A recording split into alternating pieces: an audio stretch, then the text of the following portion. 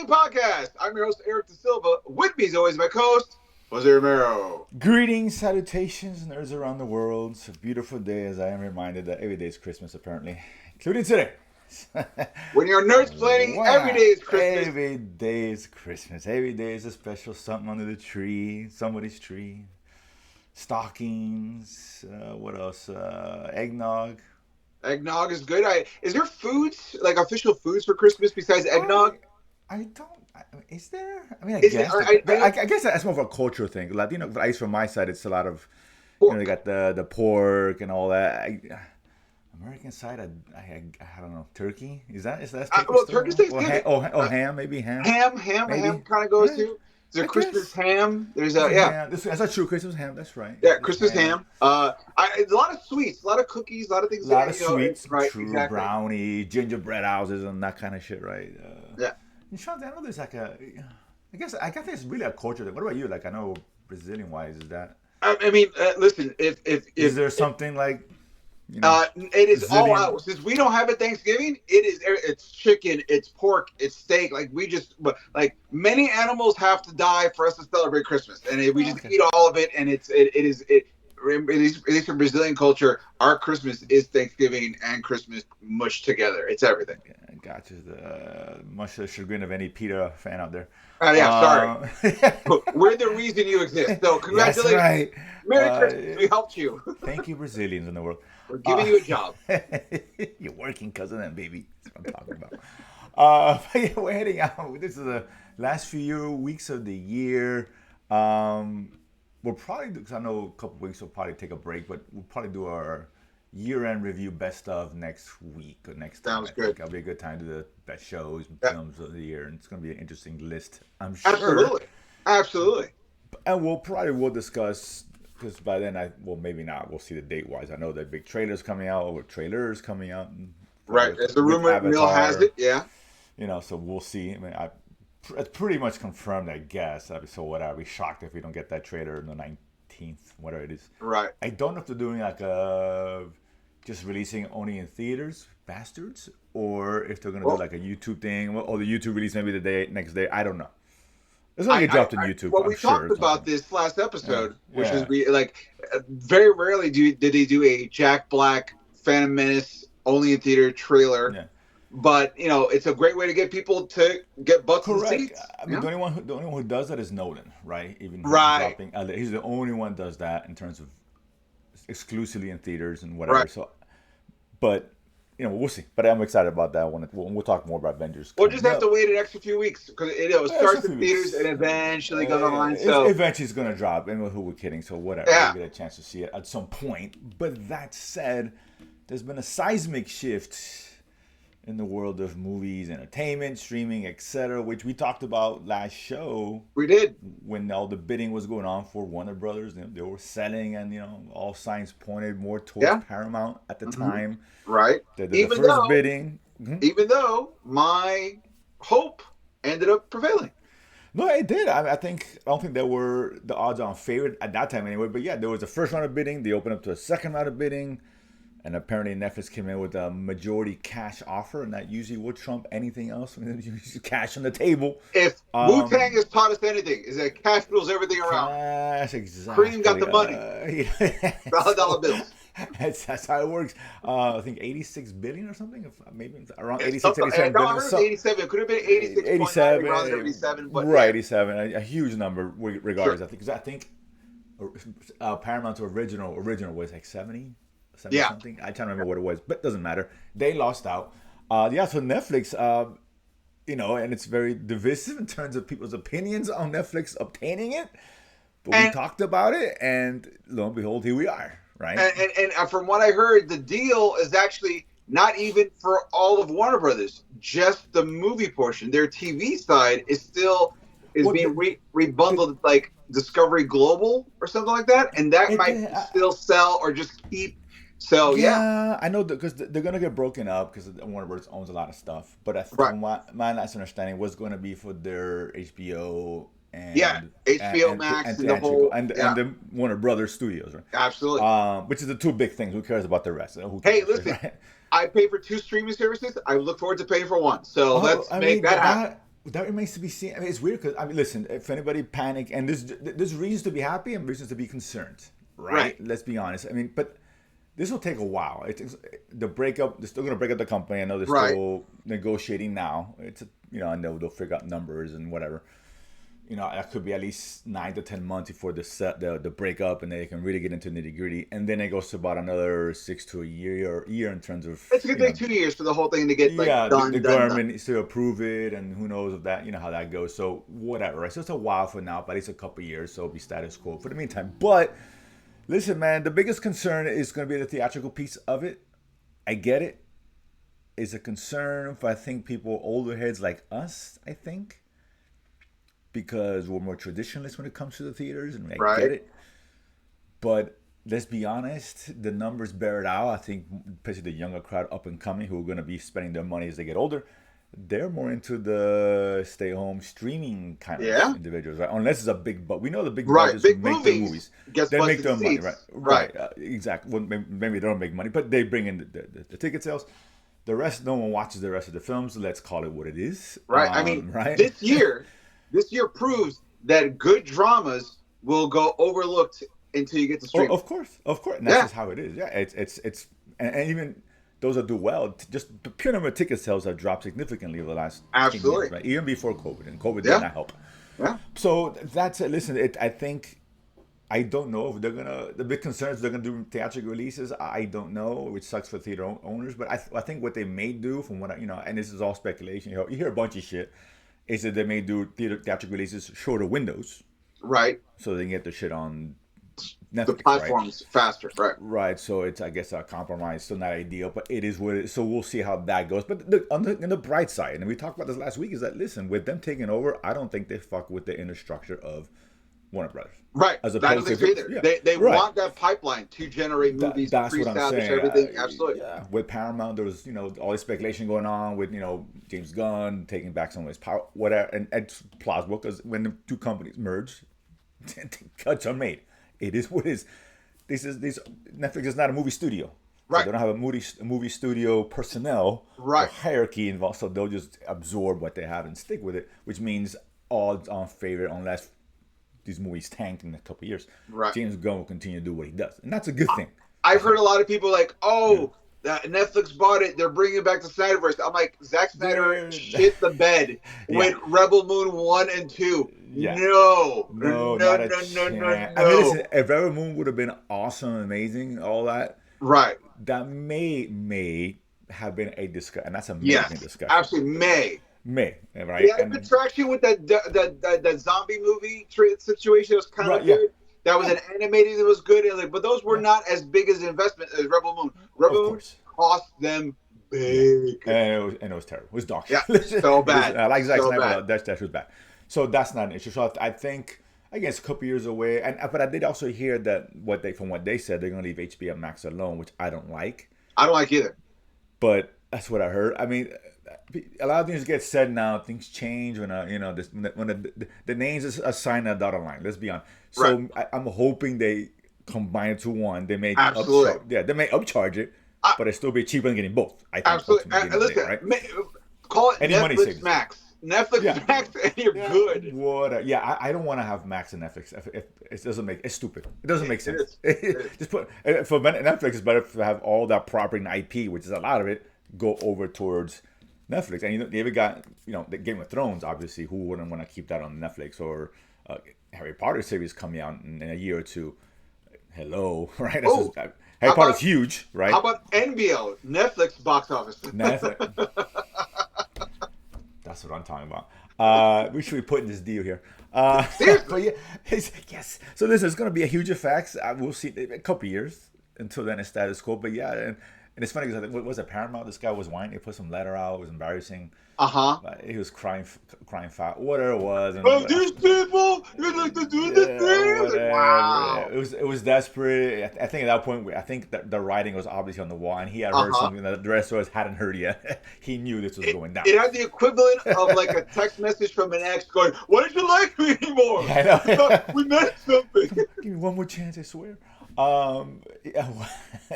So let's see. It's big. It's just huge. Is this the last big one we had was Fox was big, a bigger one, but I don't think Fox was as big as Warner Bros. No. I Right? mean, the money they paid was not as big either. Like they They made paid a lot. They paid, I think it was 60 to 70. It was a yeah, lot. exactly. It was a Yeah, lot. but also 670 at the time in inflation.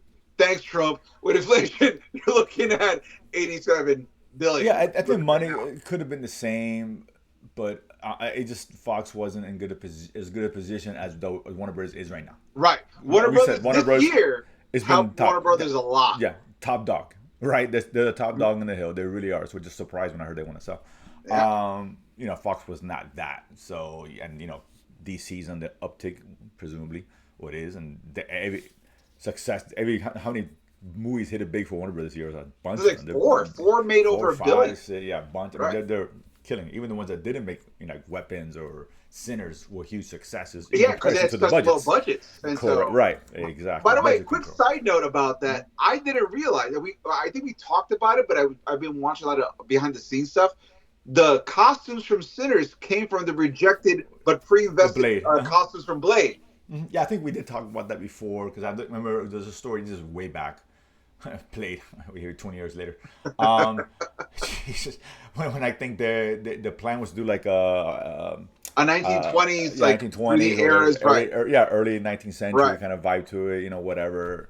That was, and I guess that was factual, because the costume designer did say, yeah. She just took that shit over and brought it over. There you go, money saved. Blew my mind. I was like, oh wow, thanks. Yeah, like that. I mean, it made me just more curious about what that blade could have looked like, because it was so good. So I was like, yeah. Well, at this point, they're not going. They wouldn't go that route because they're not going to be as good as Sinners. So right. Yeah. And I get it. Yeah. That's scratch. All right. Next, whatever. And they're still. I think they talked to Mia Goth, who's just. Was casted for some role in Blade, and she's talking about, I think they're gonna do it. I think that's so. You stop. They're not doing this anytime. It's just, I always feel like it's like that scene of Mean Girls. Stop trying to make fetch happen. Stop trying to make fetch happen. Yeah, it's not gonna happen. It's let it go, guys. It's a wrap. Forget it. No, actually, I take it back. Please make Blade happen. I want Blade to happen. I want Blade to happen. Something. So, but I mean, another conversation. That's a different day and whatever. Maybe in 2 or 3 years. Or whatever. But let's stay at Warner Brothers, because speaking of budgets, a couple of things, and I didn't mention this before the show, but Supergirl. I guess they did some screenings for it, or test screenings, whatever you want to call it, but not like regular test screenings, more for like people, the higher ups and all that. Okay. So get a bunch of salt, a lot of greens, because what else are these higher ups are gonna say, right? Oh, this shit suck. A lot of praise being heaped on what Supergirl is so far in the process. You mean the same people who said The Flash was the greatest movie they've ever made? Right, everything. So, for whatever that's worth. I mean, there are some individuals who are not affiliated with Warner Bros. Who did enjoy it, from what I heard. Okay. People that I know, whatever. And I saw a couple that reported it. But again, whatever. But the interesting thing is that they did report the budget, presumably, which James Gunn denied, which means he's lying, because my boy James does that from time to time. Sure. Is about $200 million. That's a lot. That's a lot for a movie. It's heavy. It's heavy. You're looking at what, another 100 in marketing, because they're gonna have to market the shit out of this movie at least. Sure. So this movie has to make over $600 million to break even. A number which Superman just barely crossed for the most part. Right. And that's Superman. Right. An established name. Right. Big name. That he's in the holy trinity of superheroes. He's one. Absolutely. Supergirl in that. So it's a lot to spend on a movie, which I don't know. I don't know. When you're trying to build it, we talked about, quality is one thing, but business-wise, Netflix is going to be looking, right? Not Netflix. Right, yeah. Uh-huh. It's just, he's making his money, or we just losing. Forget the quality. Nobody cares. The movie sucks. I think a studio would rather have a movie that makes $1 billion, that's terrible, than make 300 and it's an Oscar winner. I really do. Right. I think so, too. Right? I mean, obviously. So, equal Minecraft. Right. Dog shit. But I get it. It's a big problem. So, I mean, that sounds like a lot, dude. I don't know, man. We've seen these budgets, man. I don't know, dude. That's concerning, dude. It really is. It really is. And because you got to, we just talked about this, about like Sinners and Weapons, movies that spend very little money. And here's the thing. I know superhero movies, you want to do the super part. You want to see the power and the spectacle. I get that. But don't forget, Blade started the superhero boom. It's a really compact movie. It even has kind of a high stakes take over the world thing, but it's told very intimately. Yeah. There's a lot of cool superheroes that you can tell intimate stories, and maybe focus on that a little bit. I know Batman is like the de facto go-to. I get that. Sure. But like there are other heroes that you can tell these kinds of stories with. I mean, listen, Daredevil has got the series. You can't really touch that. Luke Cage, since he hasn't been reintroduced, Luke Cage is one of those movies where you could do a movie about that and have the super of it all, but make it very intimate and down to earth. There are heroes you can do that. And in DC, I know it's going to sound crazy if you talk about Green Arrow as like a hero to do in the TV series. They don't think, but you could almost do like a Born Identity Green Arrow type movie and make it really interesting. Of course, yeah. And you could do something effects. like that. Yeah. And you're right, Supergirl. I mean, listen, it's going to be more, in the galaxy somewhere, different planets. Sure, I get it, I understand it, but there's ways to cut costs. I mean, I think 125 to 150 probably would have made more sense. That's a sweet spot. That would be like the probably perfect budget, right? Right. Because you do need a bigger budget for this kind of film. I understand that. 200 seems excessive, and with again, marketing is going to be big. It just has to be because it's not. Supergirl is not Superman. I'll tell you a movie that should have it could make a great movie at 150 million. Captain America. You could do Captain America, and you're supposed to. Like that's the thing. Like we don't need a CG Hulk. We need like a mastermind villain who's got a cabal and a conspiracy, and you make it all work. Like that's what makes Cap work. And like you don't need 200 million. Make it that 150 sweet spot. Like there's ways to go about it. There's ways to do it. And I think in all these, and it ain't just Supergirl, but all these films, this budget is high, man. It really is. It's just.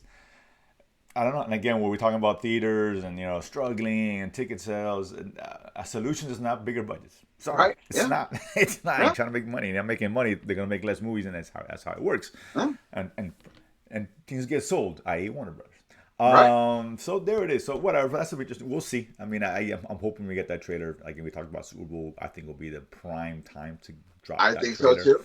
Or right around that area. And sometimes they do it a couple of days before. Whatever. But let's see. But let's move over to we'll start with DC. Last story in DC. Batman 2. Batman 2. News, interesting news with Scarlett Johansson in talks, which means it's a go. Anytime you hear talks, there's two terms. One is in talks and one is being eyed for. Right. You hear eyed for, you're just talking to them. The studio, puts it out that they actually want to hire this actor or vice versa. When you're in talks, that means it's a wrap. Right. Apparently, a role is turned down by Emma Stone, mind you. Wow. Yeah, so it's a big part. You don't offer Emma Stone shit. Right. You don't Scarlett Johansson either. She's no slouch in her own right. But Emma Stone is pure acting, probably the top of the leaderboard in terms of female actresses. So she turned it down. It's interesting.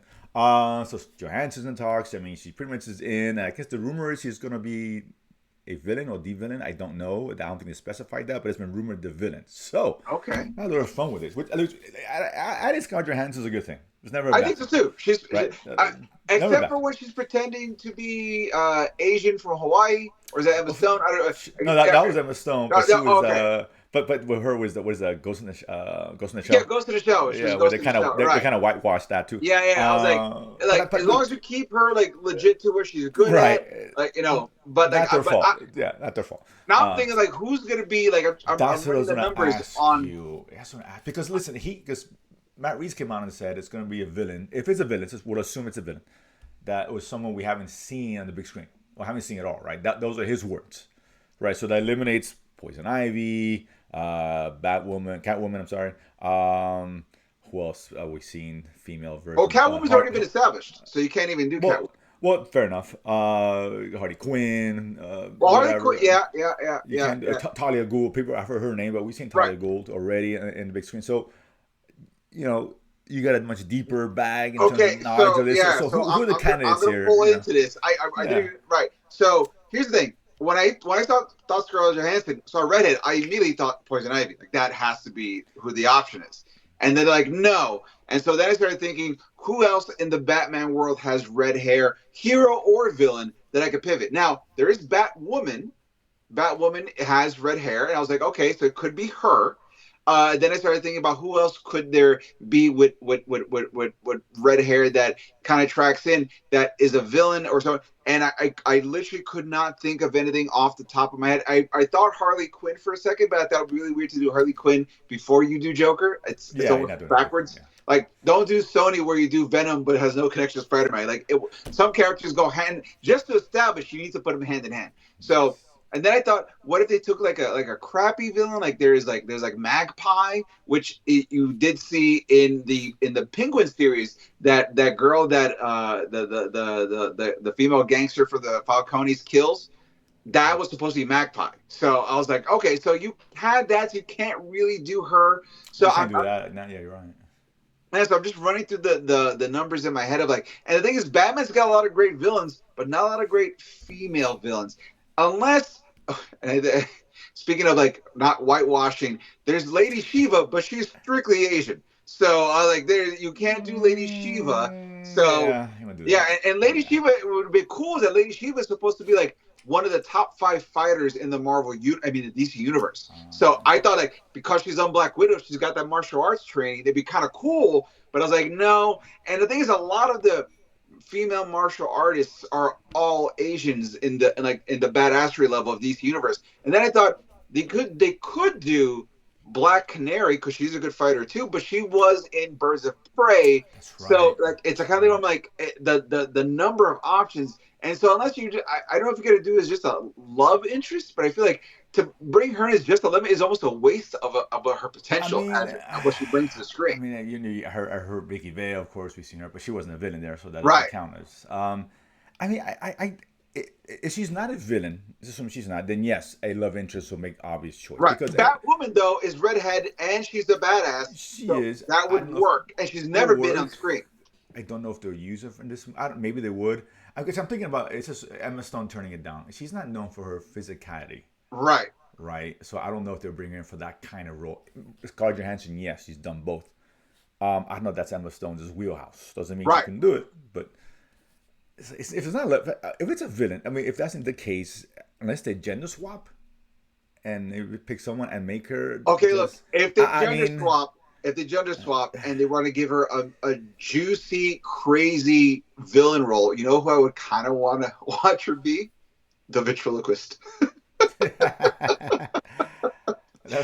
Having her with a dummy that's running the gang, and she's like the mall, like, babe, you don't tell me how to do mall. Yeah, you man, do that'd this. be I'm the that'd crazy. be Like that would have been awesome. that'd be interesting. I don't know if it fits in Matt Reeves' world. I guess you could. You could always make things fit, but I I mean, mean, Matt that's Reeves is so down to earth. Like it's not Supergirl. It's very much no, no, like no, no, no. Of course, very grounded, right? right. And that's So it's very dark I and kind of would like to see that, but once again, that's like we're gonna take a really big swing, and so that yeah, makes it a it's interesting. Yeah, I know. I mean, I've thought about maybe like a Harvey Dent, but making her female. that would be interesting. That would be You interesting. know what I'm saying? And not do Two Face because obviously we've Right. seen that, but just Harvey Right. Dent, right? Yeah. A Yeah. Yeah. prominent role, right? Who may have future down the road if he makes Sure. part 3, whatever. Sure. Still can be a love interest, Yeah. you know, which makes sense. Her being, you know, the attorney. And all.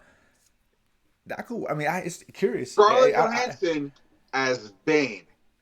That would be,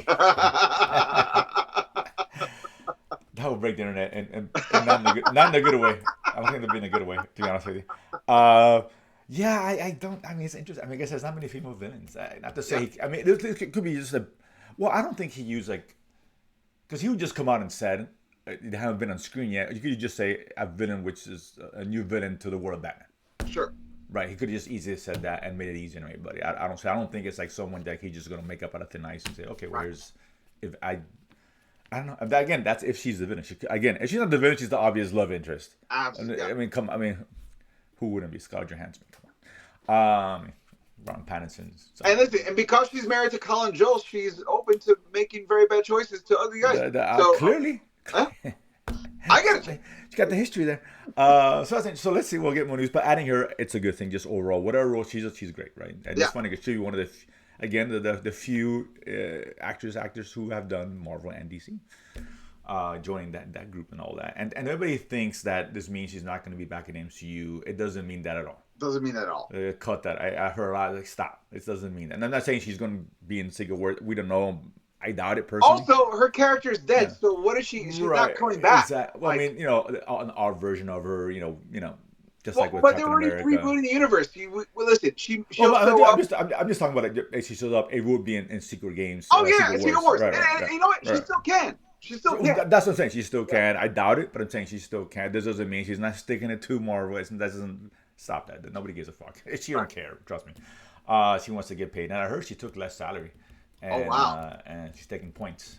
Oh, well, I mean, So yeah, that's so that's that what could you. be That is that could pay off. that is It's a a wise that decision. is that is that is a Jack Nicholson move, and when it Yeah, it pays off huge. it pays off exactly. So Robert that could Downey be does the same thing. He takes Is points. Robert There, Downey, so, yeah. yeah, So that's a wise decision, and this is great because I'm sure she commands a higher salary than most actresses. yeah, So keep the budget down, right? yeah, And if it makes a lot of money, she gets more. They don't give a shit. yeah. We don't, because they could always report what was made. That's all. That's all Uh-huh. anybody cares about. How it's Uh-huh. distributed, nobody cares. They made $100 million, $300 million on top Doesn't of their matter who you budget. pay out to the end. They just want to Yeah, know the numbers coming right. in. That's it.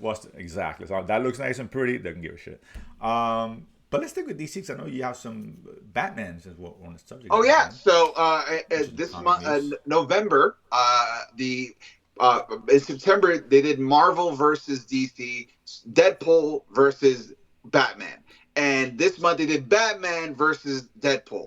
And it was done by Grant Morrison. And if you watch a show or you're just a comic book nerd, Grant Morrison is the brilliant, psychotic genius behind stuff like the new X-Men and behind stuff like Arkham Asylum. He did the Batman run that introduced Damian as a new Robin, which is he was trained by the League of Shadows. And what was cool about the story is that Grant Morrison took all his favorite ideas and merged together. He loves Batman, so he made Batman awesome. He knows about Deadpool, and he openly says, I don't really read Deadpool comics, but I watch the movie, so I made my Deadpool sound like Ryan Reynolds. Great. And then you know what? Because of that, guess what else he did? He brought in Cassandra Nova, the big bad from Deadpool Wolverine, and made her the villain of his story because he invented her. Dope. And then he brings in Damian because he invented him. I was like, look at you. You're doing like a highlight. You know, it's like a victory lap. Like, look how awesome I am. I made all this. Everything is made. And he did the same amount of page count as the Marvel version, and it was a better, deeper story. And I think the reason why is because he brought in so much lore and history that he's been involved with. Put it this way, Grant Morrison, one of his big claims to fame was he wrote Doom Patrol, which we're both big fans of. Like the series is based off a lot of his stuff, but also he also did what he did to Doom Patrol. He did to a comic book called Animal Man, and the big claim to fame is that Animal Man realized that he was a comic book character. In fact, one of the most famous panels from Animal Man is him looking at the reader, and like there's a big shot of him looking at the reader wide-eyed going, I can see you. And it's like a big mind fuck of it. When you're reading it, you're like, what? It's so exciting. He recreated that panel with Deadpool. Deadpool's in a room and he's like, let me see here. One wall, two wall, third wall, and on the third wall is a graffiti of all the characters who've ever broken the fourth wall in comics. And then it's the last panel is recreating Animal Man. He's like, I can see you, and it's almost accusatory, which is great.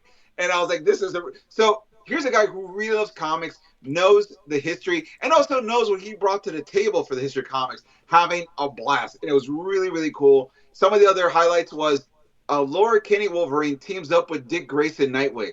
And while they're on their little adventure, they're talking about how it feels to be the kids of really popular superhero dads. And like that's a cool way to kind of tackle everything. They had this Hulk Harley Quinn crossover that made no sense. I was like, what is going on here? It didn't seem exciting. I will say the big right behind Batman Deadpool, Doctor Strange, John Constantine.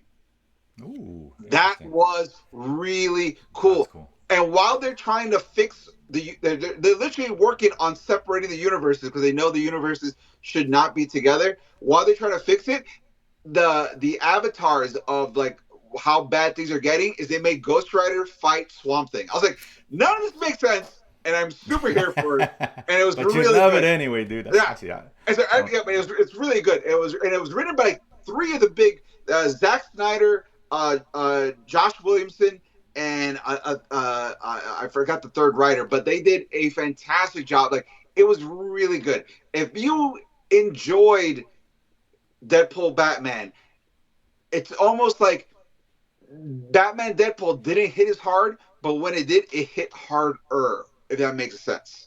So I think like Marvel was fun, but DC was good, you know. But like I said, the Hulk, Harley Quinn, I think was probably the weakest out of all of them. I was like, this didn't really should have to be here. That's whatever.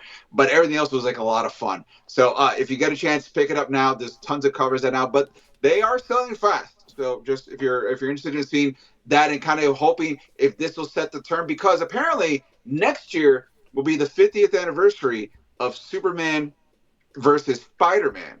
And oddly enough, in all the crossovers that came out this year, Superman and Spider-Man completely absent, not involved. And oddly enough, Brian Michael Bendis, who started off at Marvel, he rebooted the Avengers franchise. He created the Ultimate Spider-Man franchise, which the Sam Raimi Spider-Man stuff was like based off as well. He's going back to Marvel.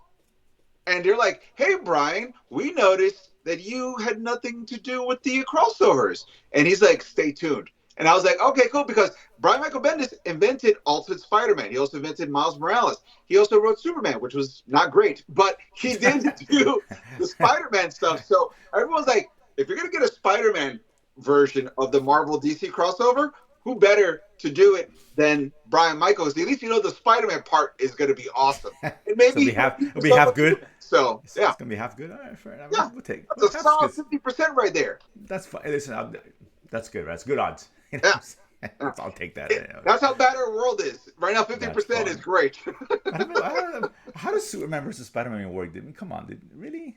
Well, it's not really versus. It's they team up. I know they team. I know. Yeah, right. But of course, it's gonna be there's gonna be that moment of like, who are you? Like, here's the thing. Of course, if they carry the crossover of like they met before, it'd be kind of fun if Miles Morales be Superman for the first time, and he's like, whoa, and Superman's like, you don't look like the guy I fought last time.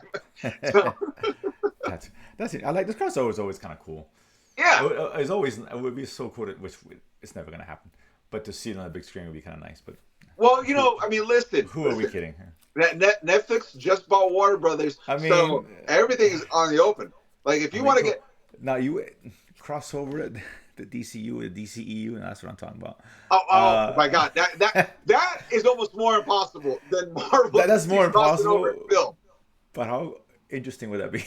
You know what I'm saying? Listen, to see Henry Cavill versus Corn Sweat, I'd be kind of down for it. Come on, you have Momoa play himself against himself with the Lobo and Aquaman. That'd be great. Yeah. Look, here's the thing: if you make it cool, there is the evil DC universe, Earth 3. Instead of Superman, it's Ultraman. Henry Cavill as Ultraman versus Corn Sweat.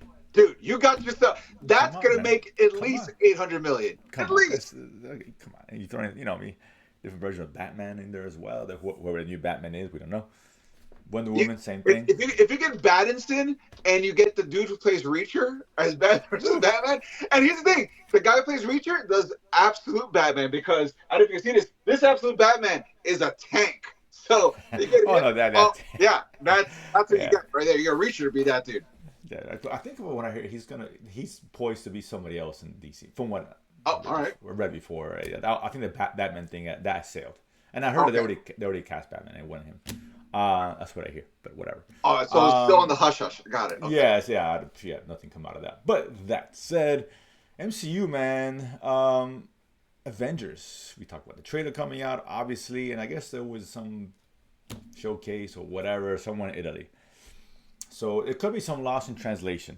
So to be fair, right? Someone just reported what they heard or whatever. Who knows? Things don't translate equally in English as they do in other languages.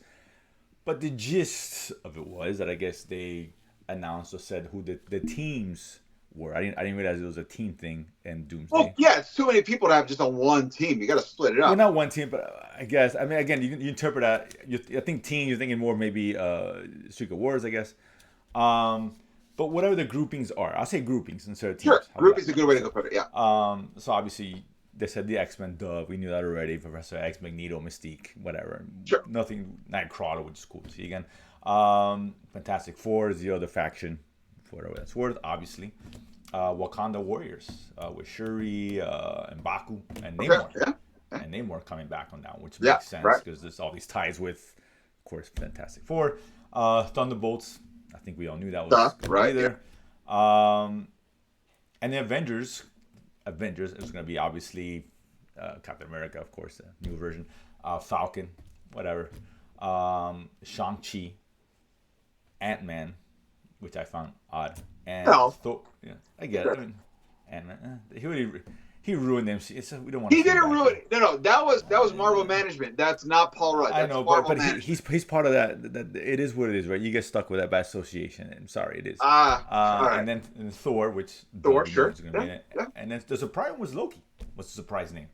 Well, I'm not surprised. We've talked about it ever since. I thought Loki might be a piece, but not as a team or whatever this grouping is. I think he'd be a factor more so in Secret Wars.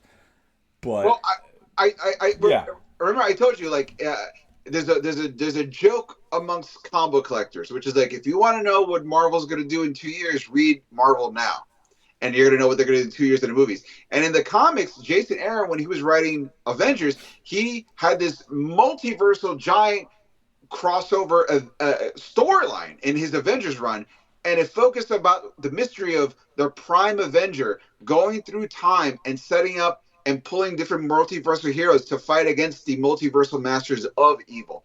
And in the final phase of the final storyline, the final war he was creating, the Avenger Prime was revealed to be Loki, because they took the context. Remember Loki season 1 when Mobius tells Loki, your job is to fail. All you do is assemble the Avengers, and then you lose. That's what your job is. Well, because the threat is so big, Loki's like, I have to assemble the greatest Avengers, because this is how big it is. So I have to not just set an Avengers, I have to do Avengers across time and space. And so that technically makes me an Avenger, because I am founding the Avengers. I am Avenger Prime. I'm like, that's kind of awesome when he returns. Then he's already off the bat, he's doing a really bad job. Ant-Man, the best, really. Falcon. Paul Rudd is a treasure. I love Paul Rudd. I love Paul Rudd, of course. But come on. Falcon is available. Dime store Captain America. I mean, come on. This is the best. Loki, you're better than that. Loki's better than that, dude. This is Chris Evans is old in continuity. How dare you? He has the disposal of the multiverse, right? I mean, that is true. That is anybody, true. Unless this Loki is a variant, if you will. Could be, but which is possible. I don't know. I'll tell you what. I really believe that the Loki that you're seeing on this team, that's not the main team is forming. I think at the end of the movie, you're going to see a truly multiversal team of like random heroes that he's been secretly assembling on the back. And I'm like, because this isn't the team going forward. Oh, no. This is a team MCU's got huge problems. Huge problems. He's like, this is not, you bring your best before, this is not how you do it. I mean, listen, we just mentioned this whole team. Where the hell's the Hulk? The Hulk is monster. Where is he? Like, that's true. Yeah, I know. It's not like he's hiding out. He's hiding. He's with Spider-Man, so he's. I know he's Spider-Man, but I don't know if you know this about the Hulk. But famously heals real fast. Big strong guy. Can take a hit. I don't know if you know this or not. So I'm just saying. It's like he's like almost like a number 1 pick, potentially, right? That's what I'm saying. The Hulk. I mean, Falcon. If you could just choose between the Hulk and the Falcon, I think you go Hulk, right? I mean, I don't know. I'm just saying. Listen. Worst case scenario, you get Red Hulk, Harrison Ford, bring him in. He'd be cranky. I mean, so it's.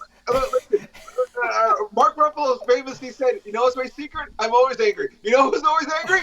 Harrison Ford. He's always angry. He's true. Cranky. He's ready to go."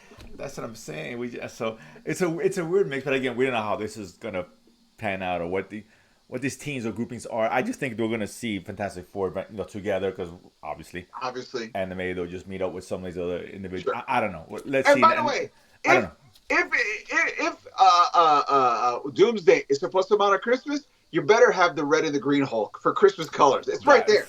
It's right there. It's right there. I mean, it can't get any more obvious, right? Seriously. Any more on the nose than that. Yeah, jingle all the way with two giant dudes just beating the crap out of everything. Let's go. I'm If you talking jingle all about the way, then bring back Sinbad and Schwarzenegger all at the same time. that. That's how you do Avengers. Oh, they're not, man. It's Arnold. Do it. It's the Expendables of heroes. So I mean, it's let's see. I guess it's a wait and see. But I know this one's supposed to, from what I just heard recently, this is gonna Secret Wars will pick up right after the event, like literally right after next scene kind of deal after the end of Doomsday. So I got a feeling we're gonna get cliffhanger kind of thing. Yeah. Which whatever to be expected. But whatever. Let's see. But speaking of Avengers, in the last topic here, you have mentioned earlier that I guess they're re-releasing Endgame. To get everybody ready. I guess. I mean, I don't think one has to do nothing with the other. To be honest with you, I disagree. Let's make extra money. It's basically what this is. Right? I disagree. Yes, it's an ego thing because when Endgame came out, it was the biggest moneymaker movie of all time, and then they re-released the first Avatar. So this was sort of like, screw you, Avatar. We're getting back into it. This is what this is. Let's absolutely. Be honest. But I do believe if you're looking at like sort of a way to play fourth dimensional chess, if you will, I really think they're going to do something that Endgame didn't do, and I think it was as perfect as Endgame was. And I really do think Endgame is one of those perfect movies. It's is it? I do. I think Endgame is a quasi perfect, like a 9.5. I really think in terms of the superhero genre, it is perfect to move. If you're gonna put a period on a storyline, Endgame is the best period. I always said this. I think Endgame as a movie, a standalone film, it's okay. It really is. Oh no, as a stand, but I'm talking. But if you're going to culminate, it's more of an achievement because of what it able to conclude well. And that's what I'm saying. Like, but as a film, it's flawed like a motherfucker. But you took the emotional investment. Like, it's not you can't just show someone Endgame and going, get it? Like, no, I don't get it. I guess that's why you have to separate it too. It being, I think what it achieved was great. And the movie itself was okay. And on the level and the quality of it is, and that's to me is perfect because you took 10 years and a bunch of franchises and made everything. You did make it because you even made Thor: The Dark World relevant. So that is how great Endgame was. Like, I'll put it this way. That's a flaw. You make that. You don't want to ever make that relevant. But no, you know what? I disagree because we both talked about this. The Stranger Things, the last season, just dropped, right? And what happened? A spoiler warning for the drop of the last season of Stranger Things. But in the last episode of the drop they just did, what did it end with? It ended with bringing back Callie, which is a character from season 2 that everyone dogged on, going, "This is the worst episode. It ruins the rest of the series." It's almost like the Duffer Brothers saw Avengers Endgame and went, "Bet, hold our beers. We're gonna make this bitch work," and they did it. Talk about like that is the magic of like good. Like if you have enough hits than misses, you could take a miss and turn it into this is why it was important, bitch, and that's what they did. So that's what gives me. Endgame made Thor: The Dark World relevant. Now, mind you, by that logic, Doomsday has to make 8 of those movies relevant. That's a tall order. It's gonna make Ant-Man super relevant. It's gonna be the Lipton of the whole. But that all being said, I think what they're gonna do with this re-release for Endgame is the one thing that Endgame did wrong. They're gonna put an end credit, a post-credit scene in this movie, and that's gonna help set up Doomsday. That's what I think is gonna happen. Is that they're like, we're gonna remind you what made Marvel great at its highest. And now we're going to add a little extra sauce at the end and go, this is why it's important because we're going here. And I think that is the best way to get your ego stroked and lay the groundwork all at the same time. I'm kind of curious because right now I just did the math. It needs 124.2 million to break it. That's a lot. It's not for re-releases can do well, but they don't generally make a ton of money. I disagree because when they re-released Avatar, it made like something like 70 million, and it didn't have that much of a cultural zeitgeist as Avengers did. But then, you say that, but every Avatar film outdoes every Marvel film, right? Everyone says that. Avatar films, though, so it's right, and they've by spades have outdueled the That's not majority. true. Marvel has more. Has like $10 billion movies versus the I'll two put it that to you this way. I'll put it to you this way. Out of the top 5 list of all-time grosses, Okay. one MCU movie, 2 Avatars. So I say again, Avatar has, by leaps and bounds, surpassed anything Marvel could even possibly dream of an individual movie level. By far, while being a movie that people hate, it's call it what it is, and it's not part of the popular zeitgeist, right? That movie opens at 140 million, 25, last one, decent, Right. and outduels every single Marvel movie but one by spades, $2.3 billion. So that's not the best argument to make. And Avatar was like 14 years since we had seen it. Marvel's Right. not there. Marvel's in the shits.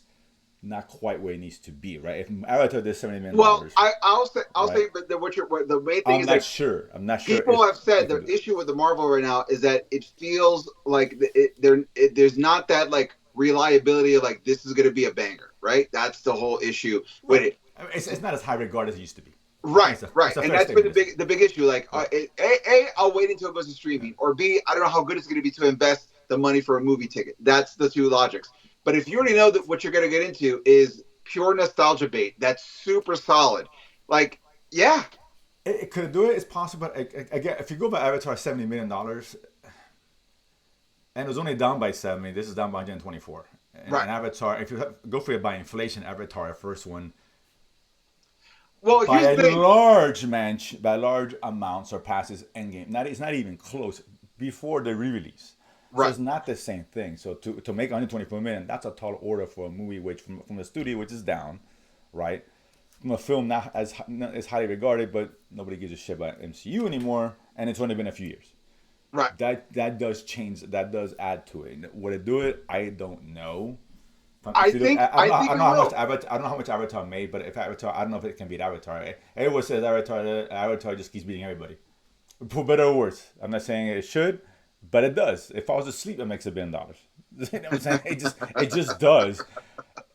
No one has a reason for it, and I like Avatars. They're not bad movies, but they're not $2 billion Right. movies. Let's just call it what it is, dude. 2.3 the last one. 2.3. That's ridiculous. Titanic was before that. Then it's some other Indian film which made 2.1. And then Star Wars. The only other MCU movie in the top 10 is it was 2 of them: Avengers, Infinity War, Right. and No Way Home. That's it. And None of which touched either Avatar. right. But didn't like Iron Man 3 make $1 billion? It could make $1 billion, but it didn't make $2 billion. We're talking about the top grossing film. Oh, okay. Yeah, that rounds up the top 10 list. Well, Jurassic World, go figure. That blows my mind. That blows my mind all the time when I hear it. I don't understand that at all. This will blow your mind. Number 9 is Inside Out 2. Really? Yeah, 1.698. I didn't realize that. Oh, didn't That's crazy. and I right? thought And it was good, but I course, didn't yeah, think it for was sure. 1.96 billion good. 1.69, yeah. 1.69 billion. That's 9th all time. Wow. That's crazy. That's bananas. I did not know that. I did not. Okay, wow. That's some new day. I know that never would have been the radar. Nope, He said not he even. said name me the top 10 films. I would have known some of these, not all of them. But damn, Inside Out too. Okay. Yeah. Jesus. I guess so. Damn, I'm really banged. It really did. Wow, it was impressive. Okay, well, fair enough. So let's see what happens. Trailer drops first. We'll talk about the trailer, but let's finish off with what we talked about earlier, real quick, and that's Stranger Things, man. Finally, we got the volume 1, right? 4 episodes, about an hour, more or less per episode.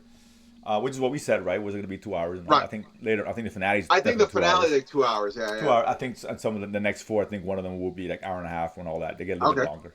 But the first 4 came out, of course. Broke the internet. Even I had trouble like loading it up when I first. Yeah, me too. Watching 8:00, right? Boom. Yeah. Let's do it. Wednesday night, day off before Thanksgiving. So your thoughts, dude? We loved the last season. I thought it was fantastic. I loved season 4. Season 5, dude. What's up, man? Dude, I'll tell you what. I've been doing a rewatch. So this is what I did. I timed it just right. I watched. I started rewatching season 3. Okay. And then I rewatched season 4. Let's season 5. Makes sense. As soon as I finished watching season 5, I rewatched season 1 and season 2. Oh, you went back. Okay, interesting. Yeah, and I feel like that's like if you're getting it only works if you already know what you're getting into. You don't. It's not like Star Wars where you start with Well, episode 4. Like sure, you know, of right? course. Yeah, Yeah, it's better to watch from beginning to end. But because I already knew, I just want to refamiliarize myself, and I also did it because after seeing the reveal that we talked about earlier about Callie coming in from season 2, I wanted to see if the way they wrapped her storyline up in season 2 validated her bringing back.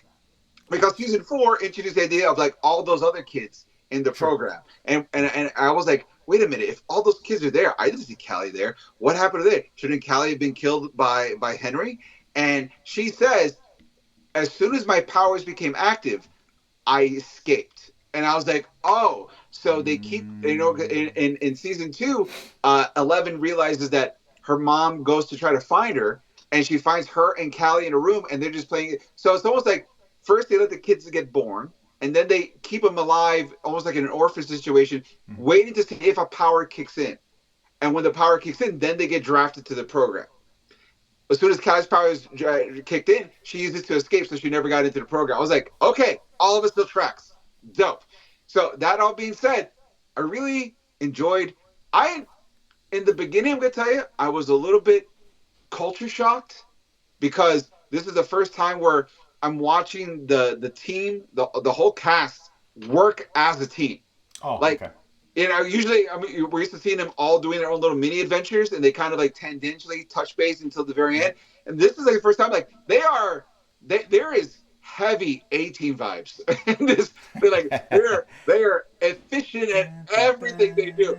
And at first I was like, this is kind of like, no, they've earned it. They've earned everything they're doing right now because they fought the Demogorgon, they fought the Shadows, the Demi-Dogs, they found the Flesh Lich, and they fought Vecna. Yeah, they earned being this badass. And at the same time, they've also changed, and some of them are not in a good place. Because like Dustin broke my heart being such a broken dude, but everyone made sense. And as great as the storytelling was, seeing episode 4, where Will finally has his big power-up moment, where he gets leveled up to being something of like a quasi 11 level threat. I was like, dope. If anyone needed a power-up, it was Will. Will has been bagged on from season 1 through season 4. Justifiably so, though. Season 4, he was such a sad boy. He made other emo sad boys seem tough in comparison. I was like, this kid is breaking my heart, and I want to punch him in the face for it. Why? I love you, but Jesus Christ. He was the only one, well, maybe he had, it's been a while since I've seen them all, but hadn't had that moment or whatever, or he was like the afterthought, the punching bag. He was a punching bag, he was a victim, or he was just too broken to have agency. And so season 4 happened. I literally jumped out of my couch and went, yes! Like, I was so excited that they're giving Will something to do instead of being sad or cry or run. God, for real. Like, I was like, oh, thank God, dude. Well, it's funny because the first episode, he was crying, lamenting, this and that. And I didn't mind the storyline with him being gay. I get that was cool. I get it. But it was more the same, and okay. What are we doing? What are we doing? And I'm you gotta give us something to do, right? And out of anyone that needed a power, because if you think about it, with the core 4 boys, right? Dustin is the brains. Like, everyone there is relatively smart, but Dustin is the brains, right? And he's had his moments. He's had his moments. I mean, listen. And he's had a girl, and he has a love interest, right? He doesn't just have a love interest. He has a love interest that they sang the never-ending story together. That's what I'm saying. And the only one that didn't have a love interest was Will. Yeah, I mean, but we understand why. Like, we all understand. We get it. But I'm saying, but he never got that moment. Everyone has had something, right? Obviously. I'll say this: Mike is proven to be. He is the tactician. He was a DM. He knows how to structure a plot. True. He knows how to run a team. Like, he figured all this out, right? And what's his name? Lucas. Lucas is the muscle. He plays basketball. He's an athlete. He's dynamic. His sister is a supervillain. That's true, and he also has had a love interest. He's got a love interest. By the way, They all Lucas's have. sister, MVP of episode 2. Oh my god! Like when he's like, you don't understand, my sister's a supervillain. She kills the puppies and turned around, and when she took out the needle, I'm like, yo, like she just almost like kind of like, you know, like if you ever watch those movies, like that person's practically a villain. Why would you have that villain on a superhero team? Sometimes you need a villain on a superhero team. There's nothing wrong with that, dude. You know, a little extra. We're doing things that nobody else would. That's right. You need that. You need that person. Take it for the team. Listen, Wolverine was technically a villain when he first joined the X-Men, so true. you needed that. Right. So fair. Yeah, sure. I get that. So everyone has been given a purpose. So like I said, even Lucas' sister, she's gonna go on the level you don't expect to get the job done. Mike's sister has become the fighter. Like she is the shooter. She is the arms master. You got Harrington. Harrington is the brawler. Like if Lucas is the athlete who can do the physical, Harrington, especially after season 4 when he fought those bats and smashed on the floor with no shirt like a barbarian, like that dude is a brawler. And then weirdly enough, I almost was going to say Uma Thurman's daughter, Maya Hawke. Maya Hawke, like she is the big idea. Like and this is what you can do. She's been the star of this season, I think. She really has. Right? Okay. Like, yeah, that was just me. She's really stood out. That whole monologue with "I like Dick" had me cackling the whole time. It was great. It was fun. Big movie references, and then like thinking abstractly is or such like, and that's if Mike is the planner, but sometimes he doesn't have the inspiration to. Once he has the plan together, he can like his plan to kidnap the family was brilliant. Once he had all the things that, but if you don't have, if you're not aware of all your possible assets, you can't do anything. And then you have Maya Hawke coming in, and she brings things that you wouldn't even consider as like, oh, yeah, if we do that, and then you have a whole plan. That's how. So everyone's dynamic is working really well. I like Hopper and Eva and 11 in the Upside Down, and the fact that the military created tech just to fight her kind of shows like, yeah, if you have this girl who can bring a helicopter down with her mind, what are you gonna do? Well, this is what happens when you bring in someone with the prowess of Linda Hamilton, who's been through the fight, dude. Who's been through it, dude. The Terminator. She's been fighting cyborgs since day one. That's what I'm saying, dude. So come since the '80s, for Christ's sake. Of course. That's what I'm saying. It was great to see her back there, but dude, I love this thing that when the camera pans her, hear the king. I was like, yeah, Angel hit, baby. That's how you do it. Oh man, it's amazing what so many characters on this show. They balance all that shit really well. There's a lot. Really well. There's a lot of characters, a lot of, even the parents got a little time to shine. And dude, Mike's parents getting semi-murked, like, I really thought I was like, oh, like, I generally felt bad. It's the thing where you're watching this, you're going, this is the last season, man. Like, is everyone going to get their due? And do you think someone's going to bite it? I do. Okay. And, I hope so. I will tell you. I'm afraid they won't. I know. I'm gonna tell you who I think is gonna die. All right. I got an idea, but go ahead. Okay. I think Will's brother, Josh. I forgot his name. And that was Jonathan. Jonathan. Okay, right? I think Jonathan's gonna die. Because here's the thing: the minute that Murray, which by the way, Murray just. Perfect. Just I want more of him. Like I'm almost like bummed out that they didn't use him. And Murray's got to be in there a lot more. I really love Murray. So. He's great, for sure. But the whole thing of like the minute you just the idea of like, oh, Jonathan is wants to marry Mike's sister, I was like, oh, then he's got to die. It's got to be like I get it. To let him marry would be too happy of an ending, and I really do think Steve is a better match. Sacrifices. You think Steve sacrifices? Yes. Yes. Allowing them to have that happy ending. You think so? I think so. There's going to be a scene in there where what's her face, Nancy. I think will say to him or whatever that she wants to be with John. I think that's kind of what's going to go. That said, now he knows he's going to sacrifice to make her. See, I can see that happening. I kind of see Steve as like the Han Solo of the group, and Han Solo gets Princess Leia. That's just the way it works. So, I mean, his sister was alive. She related to him. I mean, true. The other option is incest, so you have to go Han Solo. So, I get that, but I think I think out of the two, it'd be him. But I still think Harper is gonna get it. I think Hopper's gonna get it. I think Jonathan is gonna get it, and I think Will. You think Will? I think out of the major core, this group, I think someone needs to go out. I think it'd be Will.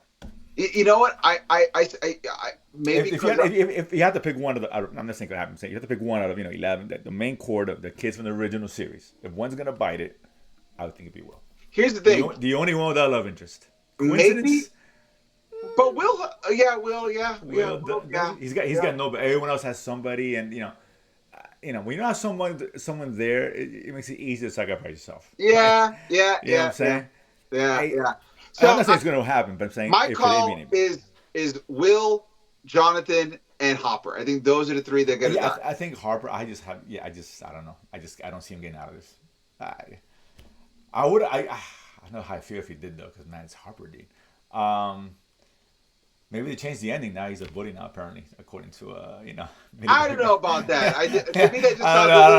I'm just saying that. It sounds a little made up to me. It wasn't there. I wasn't there. This was reported. This is as per her. I get it. I know. I'm just saying. Maybe they went back and say, "Listen, we can't leave you live now." I'm just saying. But that was a weird situation. Listen, he's gonna be in Doomsday and Secret Wars. He's fine. He's fine. Listen, he's eating just for don't worry about him. He's just doing just good.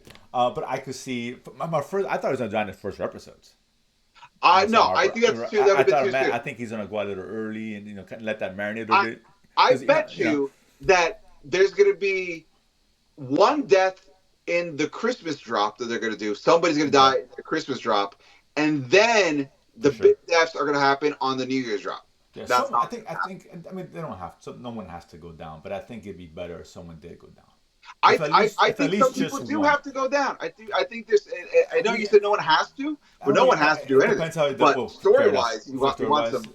For sure, I think Harper's the one that makes the most sense and it's the most obvious in a good way because he's a father, right? He's got to die, sacrifice himself to protect Elle, and that makes up for his daughter dying. Absolutely. Elle gets super upset, and that's what she unleashes on Vecna. It's obvious, it's cliched, but it works, right? The cliches for a reason. That's why tropes are tropes because they work. Tropes are tropes, right? They work as long as you execute it well. Right. I'm fine with it. Be like, oh, okay, I get it. But if you execute it really well, it could be a big impact, right? A big moment, I think. And then she's there, and boom, she fucking unleashes all hell, breaks loose, and she's angry. You know how this goes. That kind of thing. So that's what I'm thinking. But it's really good. It's great. I can't wait for this next 4. The finale, man, it's gonna be awesome. And like I said, Duffer Brothers taking an L and turning into a W. Like I said, oh, you guys didn't like Callie? You thought that episode was stupid? You thought it derailed the storyline for season 2? Guess what? Now integral in your face. Yeah, that's exactly it. That's kind of funny because I think that even before the series dropped, this last 4 drop, they mentioned like 4 or 5 episodes of sporadic episodes that were important to watch. Right. I think that was one of them that they didn't mention. It makes sense for that reason, right? And they really doubled down on that 4th episode because that's when they reintroduced Callie and gave Will his powers. They're like, this is the turning point. Oh, no, listen, that's the right way to end off. Absolutely. Do us a cliffhanger, obviously, for a month, bastards. That was the way to do it. But I'll tell you what. I like the fact that it was a cliffhanger, but it wasn't a cliffhanger of all hope is doomed. It's a cliffhanger no, of course not. There's actually a chance of winning. That's very rarely do you get an inspirational cliffhanger. Usually most cliffhangers are like, oh no, this is like, oh wow. Yeah, we'll get that cliffhanger in the next 4. Yeah, absolutely. We'll get the all hope is lost cliff. The next one. Which goes back to someone's going down. Absolutely. Right, and that's going to end along those lines. And he's killed X, whoever it is.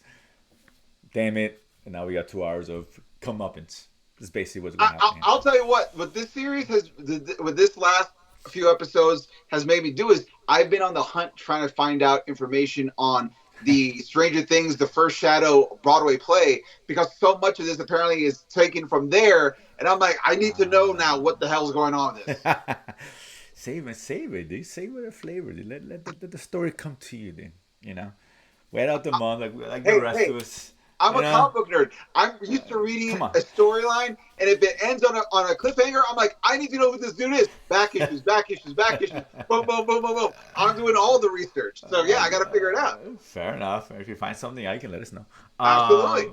But yeah. So wait, is this Christmas or Christmas Eve? I forget. Christmas Day. It It's on released. Christmas Day. Okay. Yeah, Okay. and then 31st is the last episode. Right. That's fine. So I assume 8 o'clock on both counts. Absolutely. Right. So the internet's gonna crash again. I think I will not crash, but it would definitely has. I think the finale has a lot of issues. Yeah. 8 o'clock New Year's Eve. If you're gonna want to watch it before you celebrate New Year's per se, because we start at 8, ends by 10, you still had 2 hours to. I mean, that's a perfect way to clock out 30-31 before the ball drop and everything. You can get your drink on cool, afterwards. Like, if you're hosting like a New Year's event or party, that's a great way to get everyone there early. Everyone sit together, see the finale. After the finale, let's get the party going. It's over. Oh my God, no! Music kicks in, and let's get 2 hours before the. Pouring one out for everyone who died. Everyone who died. Will, Harvard. I still say this guy. Let's see. I'm kind of curious. Let's see. Both of us are wrong. It's me. Someone wouldn't even think it's me, Lucas or some shit. Echoes. This was very happened. Yeah. When a writer's character goes down, which I don't think that has that kind of impact. To be honest with you. Then if Waner Brothers character dies, as soon as the episode's over, I'm putting on that song from Beetlejuice. I remember to her. Shake, shake, shake, Sonora, shake about the line. That's really funny. But let's see. Listen, it was good, really good. We'll talk about probably beginning of the year, because obviously it doesn't end to the end of the year. We'll talk about what we thought. I hope it ends good. I hope they don't fuck this up. Yeah, you and me both, man. I mean, everyone is hoping it doesn't. It's the hardest. Because here's the thing: when you're, it's once again, it's like the Infinity Saga for Marvel. When you're batting 1,000, way more pressure is being put on you to land that bird. Of course, absolutely. And so, like, I'm sure some people won't be happy. There's always whatever. It's fine. You're not gonna please everybody, and that's the key, right? If you please everyone, it's not gonna be good. Right. Just do what you got to do, and then people like it, they don't. But I think I hope whatever. I'm confident to stick to landing. Listen, so far, I have agreed with every choice that they've made, even if I didn't understand it at first. When I saw them get to their natural conclusion, I was like, of course, this is where it's going to be. I think the important thing is we all agree, no matter what happens, Murray's going to live forever. I think that's the important thing we all agree on. Is that Murray's going to live forever. Murray's died. If he dies, episode 5. Ruined. I'm not watching him. All right, I've seen it. Done. That's it. I'm done. To me, the season ended with episode 5. Right there. Oh, well, all right. I'll have to see the rest. Different New Year's party at that point. Everyone get out of my house. Yeah. Which one you're watching shit. But that said, we'll talk about that next year. Of course, them other nuggets for the week. Guys, thank you so much for tuning in, watching all the shows we've done this year. We appreciate all your love and support. Please continue watching us here in the Latin Nerd Network, here on YouTube. We watch other shows like not only Nerdsplaining, but The Watch List and Thanos the Choice, other shows as well. Guys, also thank you for everyone who's been purchasing copies of Danger Squad. We just talked about Stranger Things. And if you want to keep the party going, because this year is going to be over, Danger Squad is where you go to pick up more wacky adventures of kids dealing with your going crazy adventures. Go to dangersquad.com. You can pick up your electronic issue there, available for you as well. Let us know what you thought about Stranger Things and about what's going to be happening with the re-release of Endgame and what's going to be happening with DC with Netflix. We want to know what you think, what you hope is going to happen. Let us know all those things. Guys, as always, I've been Eric Da Silva. This has been Jose Romero. We have been Nerdsplaining. And if you don't know, now you know. Boom.